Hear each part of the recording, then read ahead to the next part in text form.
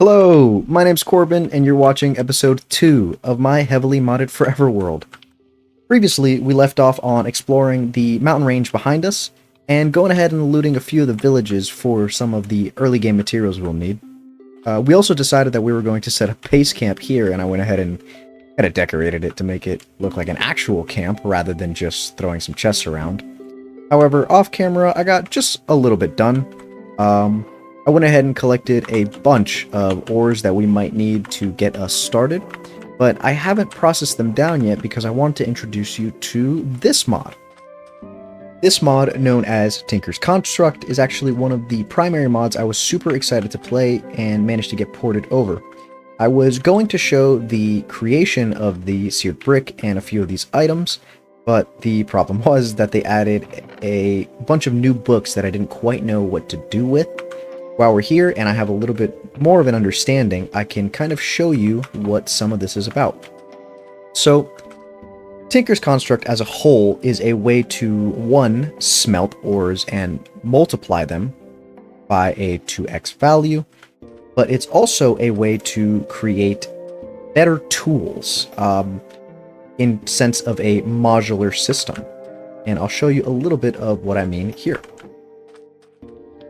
So, this is considered a foundry of sorts. To create this, you're going to need a drain, a smeltery controller, and some sort of area to pour into. The two varieties are a basin and a casting table, as well as you will need a lava source from this seared fuel gauge to be able to use as a heating source to smelt whatever you put in the foundry. So I guess the best way to start is show you what the smeltery controller is.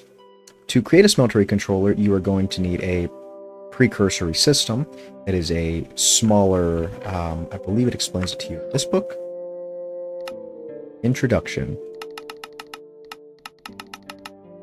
Wrong book. Uni-smeltery. Here we go. You need to create something along the lines of this that has a melter, heating source, a drain, and some variety of basin for the smeltery controller.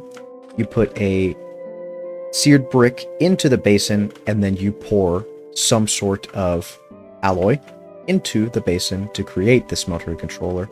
And then this sets you up to have the multi-block structure.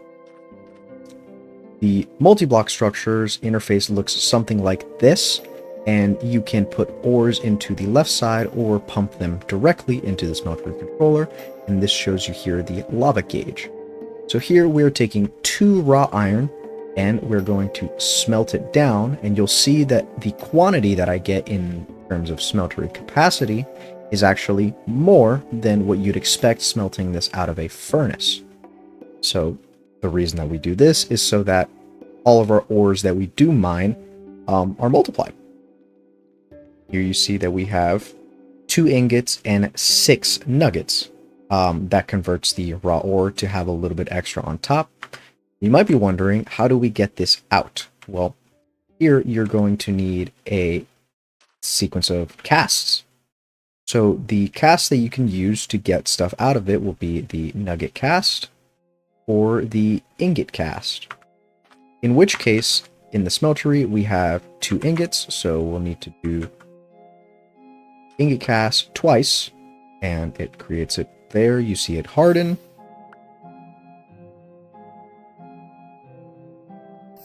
Cool. And we have 2 ingots.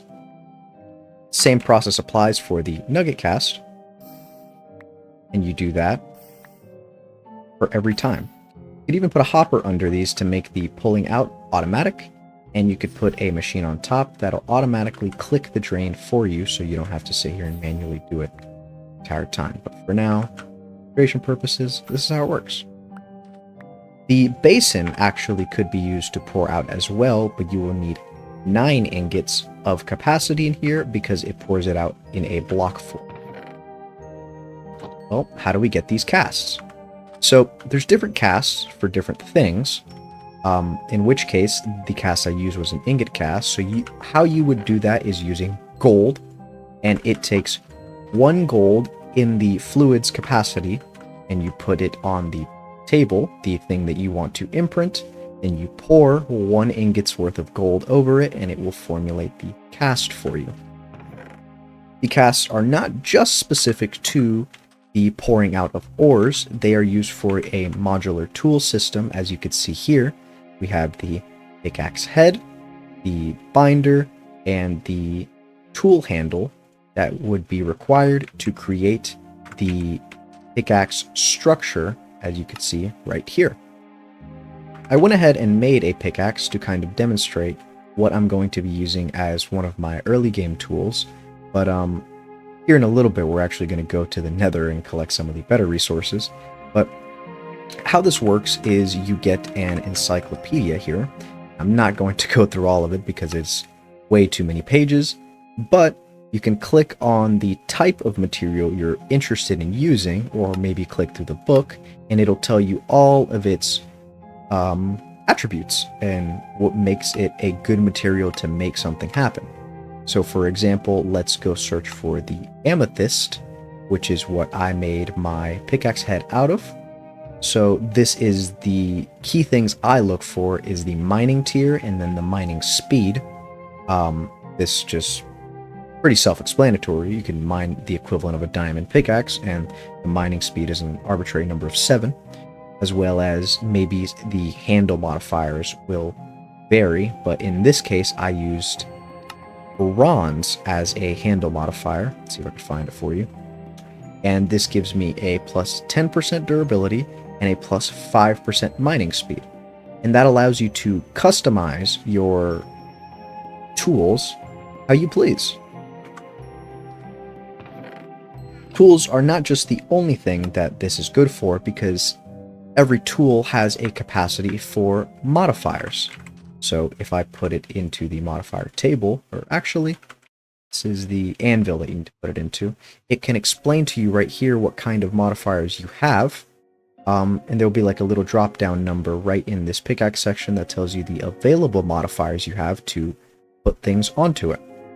So mine, I added redstone to add the haste effect, added emerald to increase its durability and boost its mining speed, as well as I added lapis to it so that it, I don't think it tells you here, but I added lapis to it as a sense of a luck or a fortune attribute to it.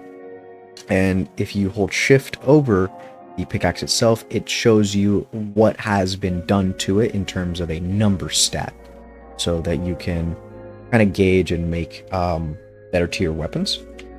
For now, 1 pickaxe should be enough, because you can also make what is called sharpening stones.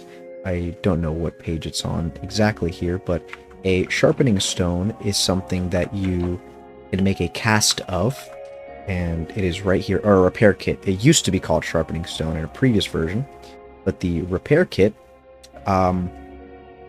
you make it the same way, and this allows you to, on the fly, use the same material as the head of your tool and repair it to its full durability.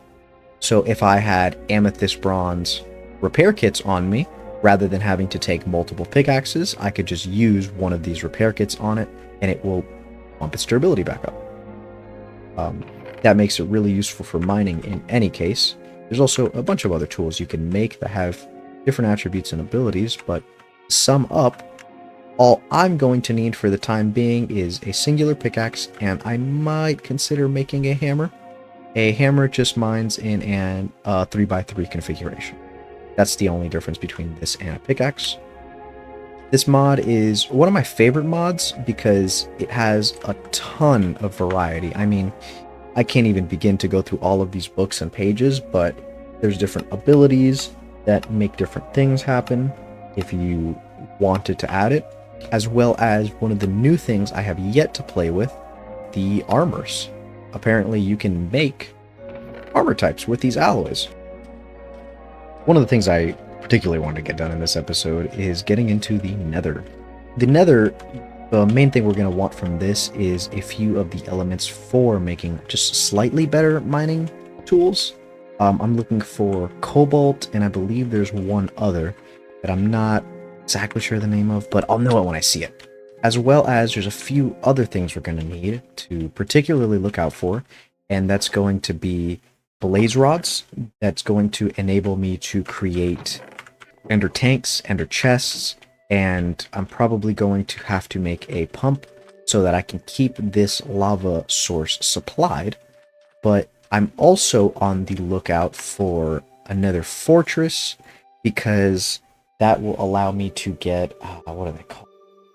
They are artifacts, or relics. Relics are going to put us in a position to where we can level them up, and it'll give us way more survivability. Something like these let you walk on lava. The Holy Locket is what I'm looking for, because the Holy Locket does burning damage to any undead that gets within a radius of you. So while we're building, let's say we get attacked by a couple zombies and skeletons, it'll just burn them. But yeah, let's go ahead and hop in and load this for the first time ever in this world. This is the one thing I did not yet load. Let's see what we've got.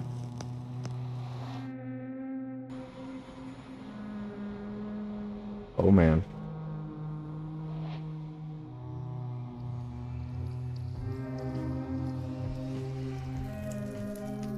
Okay, well, I'm already seeing some goodies. I love seeing what some of these new world gens can do. Can't forget to set a waypoint here.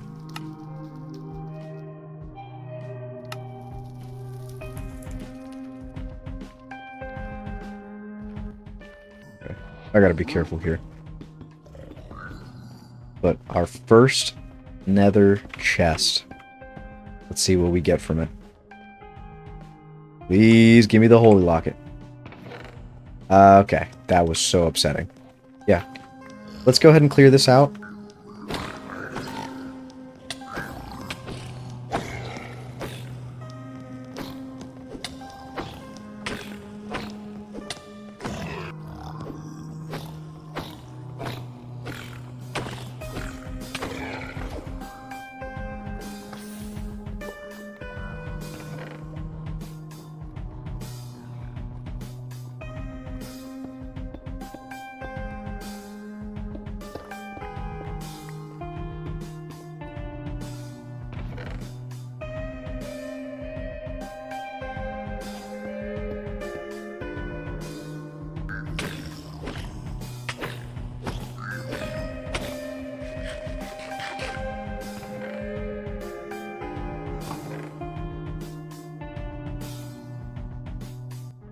Alright, well, unfortunately, I'm not a speedrunner, so I don't know where all the chests are inside of the bastions, but we can kind of get an idea with the loot spread here. So, I actually wasn't sure if some of the Tinker's Construct armor would be spawning in these chests naturally, but it looks here like it is.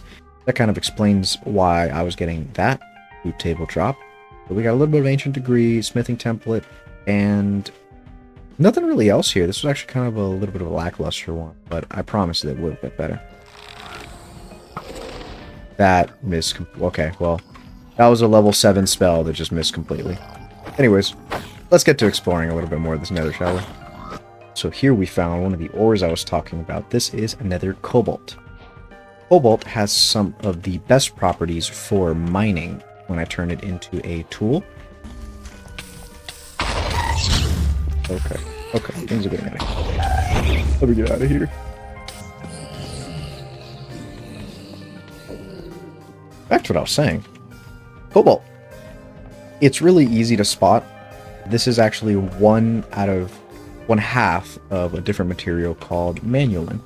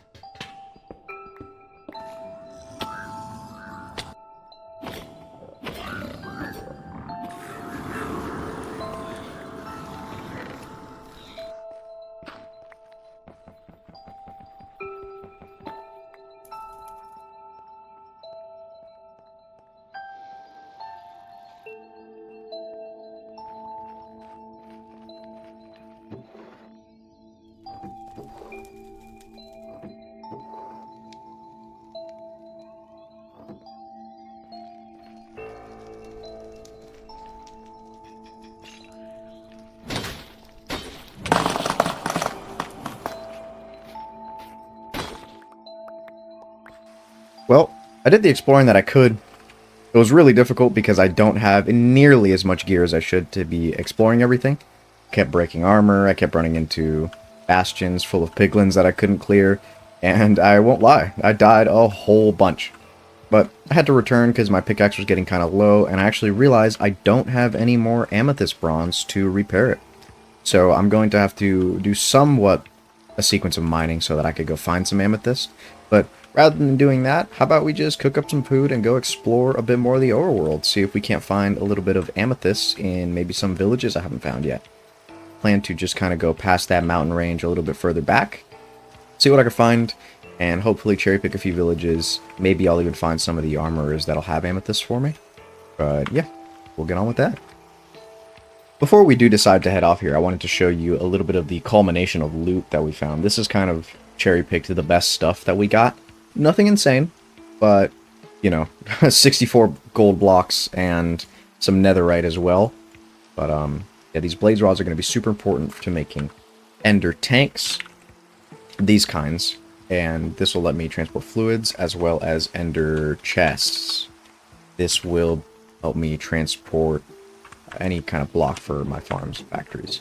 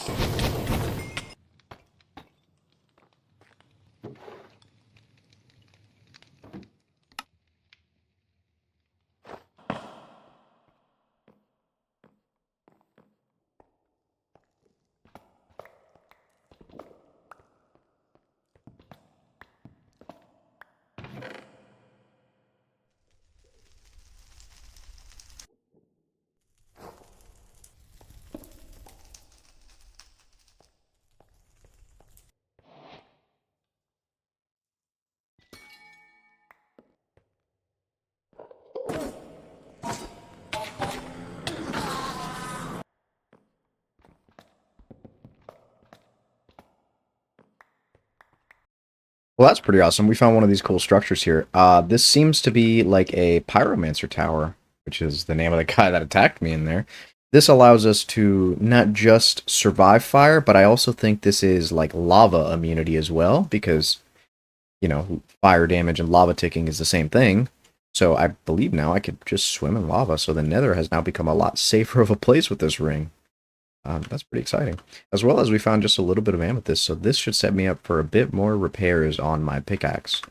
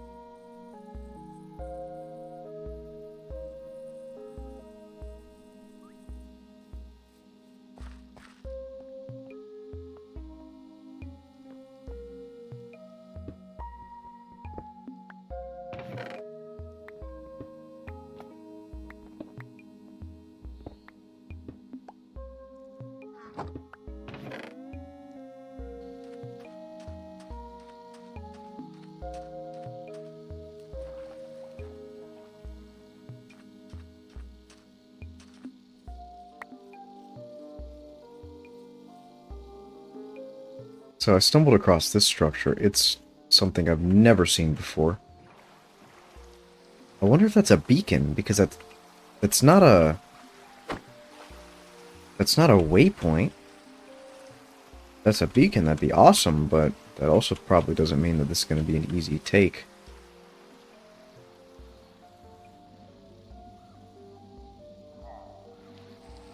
It seems okay. Go ahead and grab this fella. Villager. Okay. Okay, okay. 4 spawners in that one.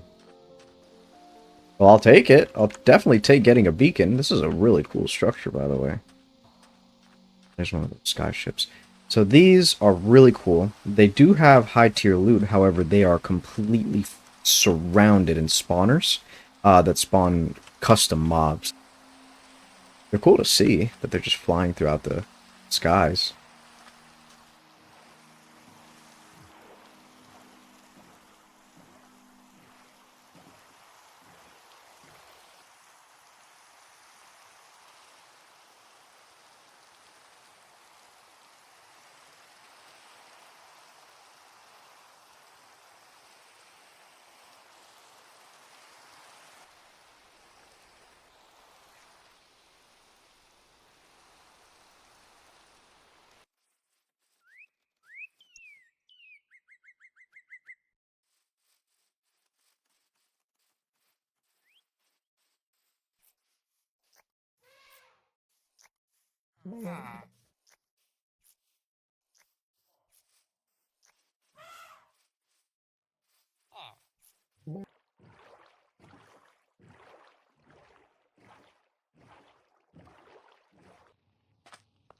Well, we made it back to base, and we actually managed to fight quite a bit more interesting stuff than the Nether run.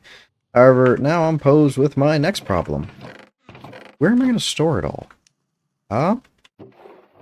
I think for now I'm just going to have to slap some chests down. I wanted to avoid doing that, but just temporarily, because I think the next step I'm going to work on is building a new base. But I gotta clear my inventory to make room for that. And this base is pretty cool, and I'm going to leave this here. I'm going to try not to take down any of the structures that I do end up making in the world, but there's some things that are just inevitably going to be out of place.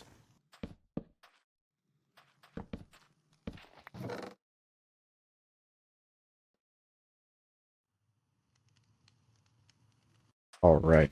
Now that all that stuff's tucked away, I guess I can take a little bit of a second to show you what I was talking about, the repair kits. So here we're going to create the amethyst bronze, which is the head of my tool using amethyst shards and copper at a 1-to-1 ratio, as well as I had already pre-made this repair kit cast.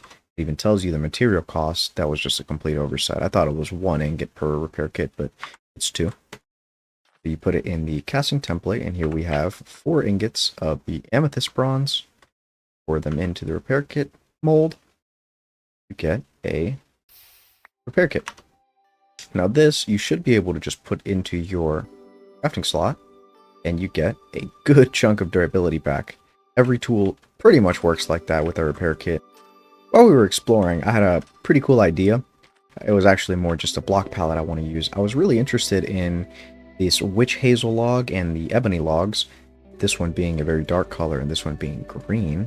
I'm leaning to making something underground for the time being, or maybe some hybrid above ground underground structure, and maybe dig out a little chunk underground to inlay this base in. I think that if we do some sort of world integration, that'll give me way better of a point of view. But yeah, if you're wondering how I'm flying up in the air right now, this is a mode called free cam. So my body stays in place and I am above it, and I get to fly around as if I were in creative. This is more just to spectate and see what I'm working with.